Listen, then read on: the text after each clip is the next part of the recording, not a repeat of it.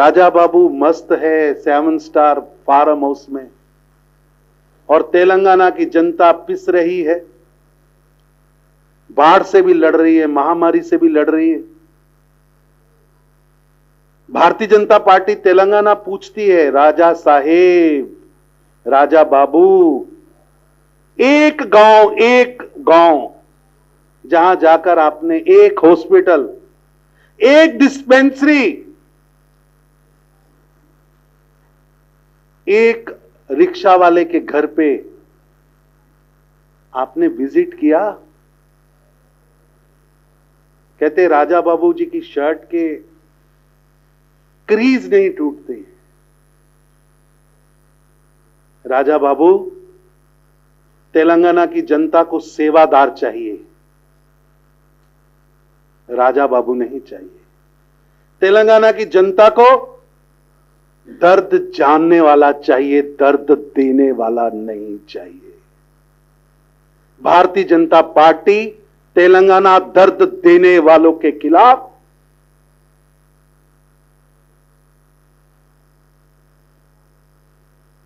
उनके चेहरे पर चढ़े नकाब उतारेगी।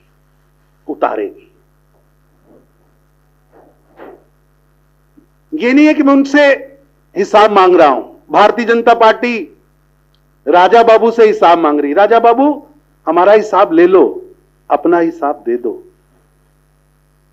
अपना हिसाब दो ना राजा बाबू। तुम्हारी कितनी शर्ट है, उसका कितना क्रीज अच्छा है वो नहीं, तुमने कितने गरीब के घर पे कुछ पहुंचाया उसका हिसाब दो। और मित्रों, मैं बड़े गर्व के साथ कहता हूं, भारत के प्रधानमंत्री श्री नरेंद्र मोदी जी के नेतृत्व में जहां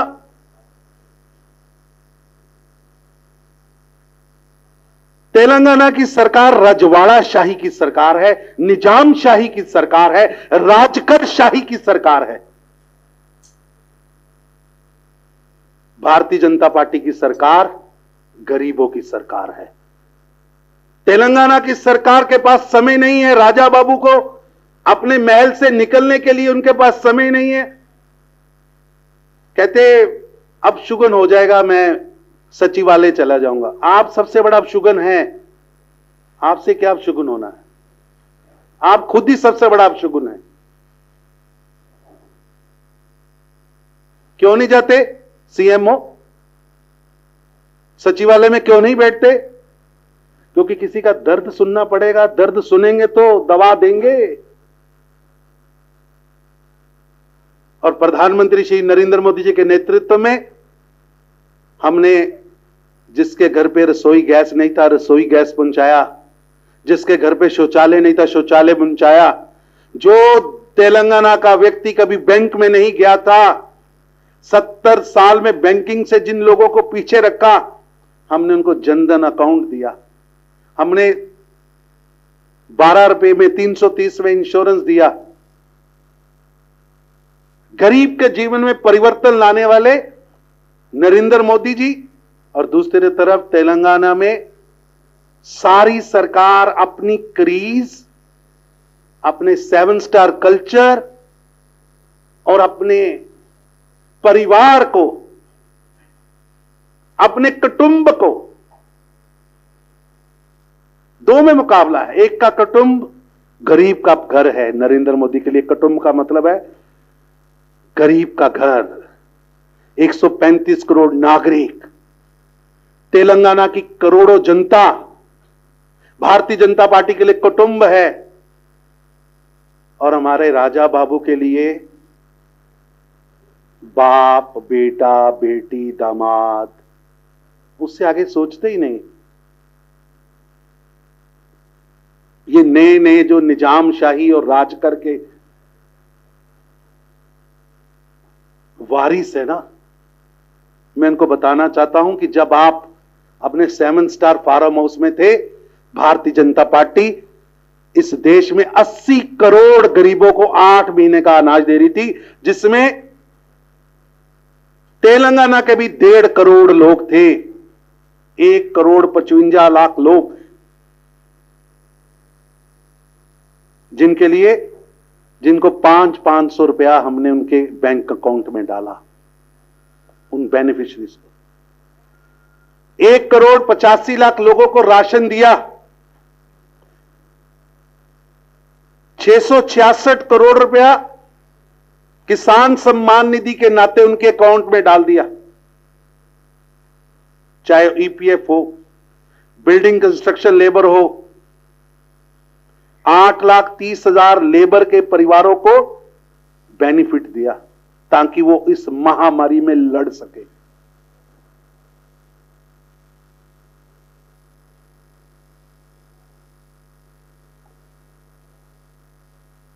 राजा बाबू, आपने क्या किया? मैं खुली चुनौती देता हूं उनको कि भारतीय जनता पार्टी के अध्यक्ष संजय जी किसी भी चौराहे पर वो आ जाएं, वो अपना हिसाब लाएं, ये मोदी सरकार का यहां पर किए हुए काम को लेके आएंगे। खुली चुनौती, खुली चुनौती। कोई कहता है ये कार हमारी है, कोई कहता है स्टीयरिंग मेरे पास है। स्टीयरिंग किस किस के पास है इस सरकार का? बेटी के पास है, दामाद के पास है, बेटे के पास है, बाप के पास है, कि कहीं गिरवी भी रखा है? गिरवी भी रखा है ना भाई साहब। देखिए, बाई इलेक्शन हारते ही मैंने दुनिया में कभी ऐसी चुनाव नहीं देखा कि चुनाव से परिणाम तक, घोषणा से परिणाम तक 12 या 13 दिन दिए हों। ये बौखलाहट, ये घबराहट राजा बाबू किस लिए है? 3 महीने पहले चुनाव करा दिया और राजा बाबू ने 3 महीने पहले चुनाव भी करा दिया। भाजपा को रोको, रोको। 1200% की बढ़ोतरी है भाजपा की। हम 4 थे, 48 हुए हैं। वो भी तब जब हर जगह पर सरकार, विधायक, पुलिस एक ही काम कर रही थी, भाजपा को रोको। रुकेगी नहीं, बिल्कुल नहीं रुकेगी। भारतीय जनता पार्टी तब तक नहीं रुकेगी जब तक इस भ्रष्ट रजवाड़ाशाही की, निजामशाही की, राजाकरशाही की सरकार को उखाड़ नहीं देती, जब तक यहां की जनता को न्याय नहीं मिलता, जब तक गरीब की बात करने वाली, गरीब के लिए लड़ने वाली। नरेंद्र मोदी जी ने संकल्प लिया देश की संसद के अंदर गरीबी मुक्त भारत। तेलंगाना से भी गरीबी मुक्त भारत करने वाला कार्यकर्ता, तेलंगाना का आम नागरिक, किसी राजा का बेटा नहीं, किसी निजाम का चमचा नहीं, किसी का दामाद नहीं, एक आम नागरिक 2023 में मुख्यमंत्री बनेगा। और तब तक एक एक दिन, एक एक पल यहां की जनता की लड़ाई हम लड़ेंगे। मैं राजा बाबू से कहना चाहता हूं, क्यों रोक रहे हो, क्यों रोक रहे हो तेलंगाना की जनता को?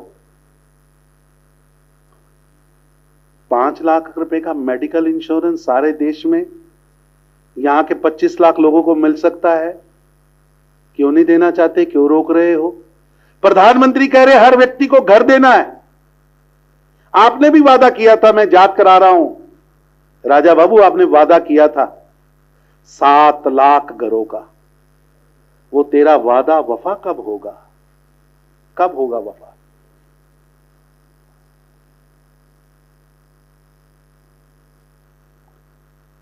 मोदी जी का मिशन है 2022 तक हर गरीब को घर देना।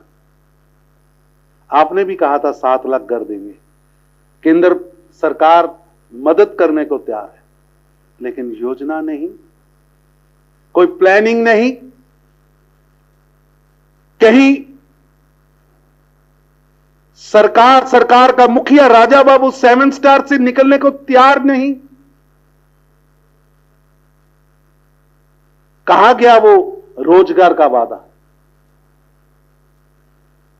जनता जानना चाहती है। 2 लाख वैकेंसी अभी खाली पड़ी है। जागो राजा बाबू, जागो। वो स्टाइपन के लिए नौजवान घूम रहे हैं, वो आपकी पार्टी के इश्तिहार लेकर घूम रहे हैं कि 3116 रुपए आप कहते थे देंगे, वो कब देंगे? स्टाइपन कब मिलेगा? मैनिफेस्टो में किए गए हर वादे को पूरा कराने के लिए भारतीय जनता पार्टी का प्रत्येक कार्यकर्ता काम करेगा। यहां के जितने भी केंद्र सरकार ने प्रोजेक्ट दिए हैं, इंस्टीट्यूशंस दिए हैं, क्यों रोका जा रहा है? अडिंगे डाले जा रहे हैं, अपना शेयर नहीं दिया जा रहा। दुर्भाग्य है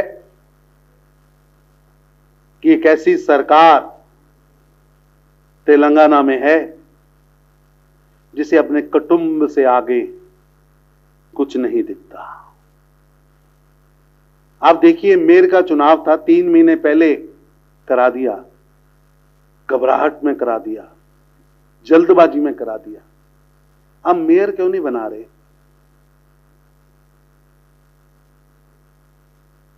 यहां की जनता को मेयर क्यों नहीं दिया जा रहा?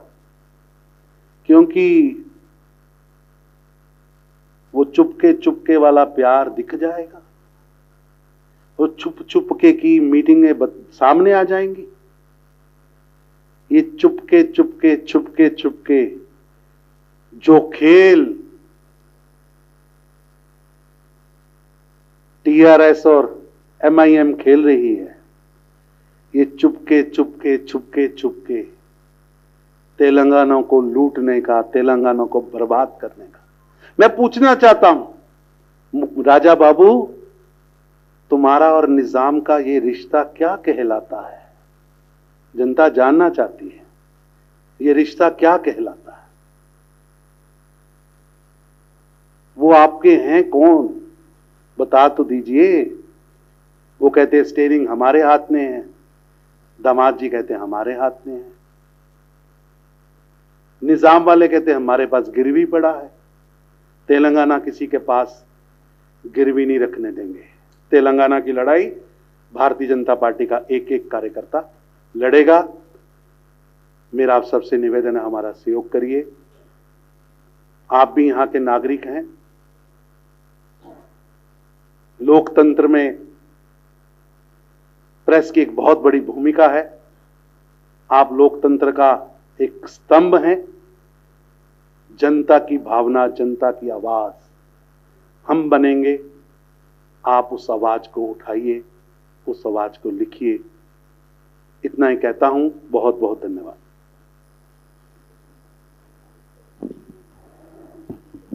ना क्वेश्चन सर।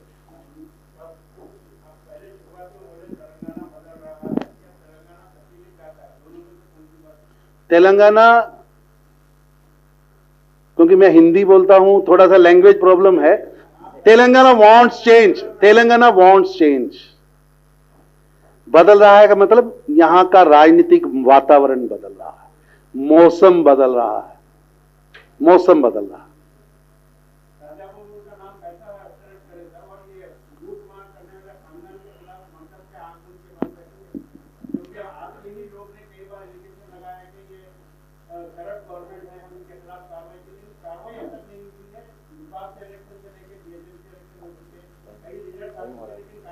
ऐसा है कि डेमोक्रेसी में कार्रवाई बैलेट है। ये बैलेट की आवाज बम की आवाज से भी ज्यादा है। उसका धमाका जोरदार है। और जो हैदराबाद चुनाव में हुआ है, आने वाले समय में होगा। और हम जनता के पास भी जाएंगे, घर घर जाएंगे। इस सरकार की पोल खोलेंगे और इस सरकार को जनहित में कार्य करने के लिए बाध्य करेंगे। बिल्कुल करेगी, एक भी दोषी बख्शा नहीं जाएगा।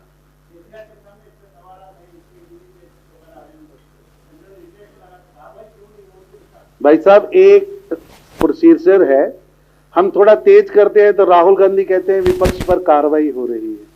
वो है खुद जमानत पर, ये भी जाने वाले, ये भी जिसने तेलंगाना के गरीब का पैसा खाया है वो बख्शा नहीं जाएगा।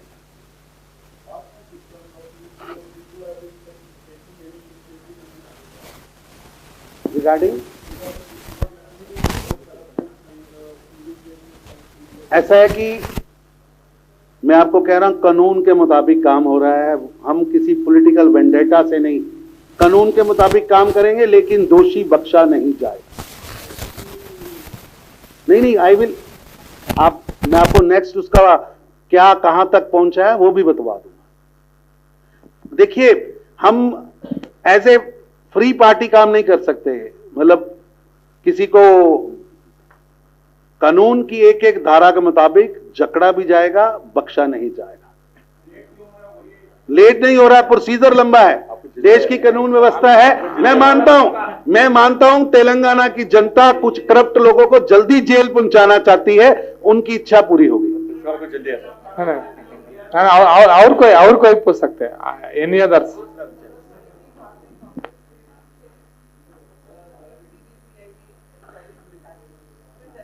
ऐसा बहन हमने, हाँ,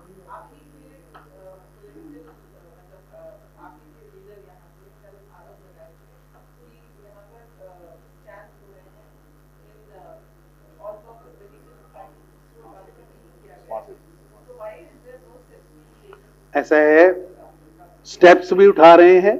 बाकी रही बात, आपने कहा कि कांग्रेस के खिलाफ हमने सीबीआई सीपी, देखिए बहन, कैग ने कहा 12 लाख करोड़ रुपया देश के खजाने का लूटा गया। कब कहा? 2013 में।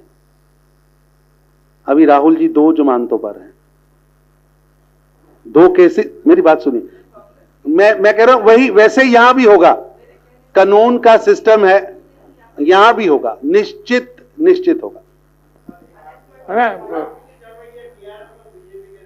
ऐसा है, मैं आपको ये कहना चाहता हूं, नूरा कुश्ती है जिनके कारण मेयर रुका है।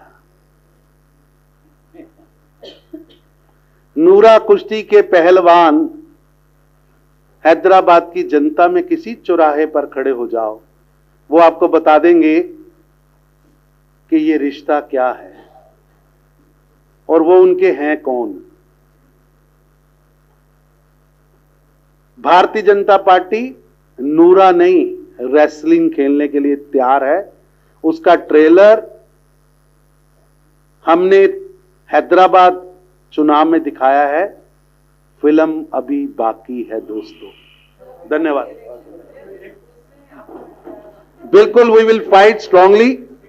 और भारतीय जनता पार्टी का कार्यकर्ता चाहे किसी बूथ पर बैठा है, चाहे किसी वार्ड में है, वो पूरी मेहनत से लड़ेगा, आगे बढ़ेगा और यहां पर भ्रष्ट सरकार को, उसके चेहरे को बेनकाब करने के लिए लगा रहेगा।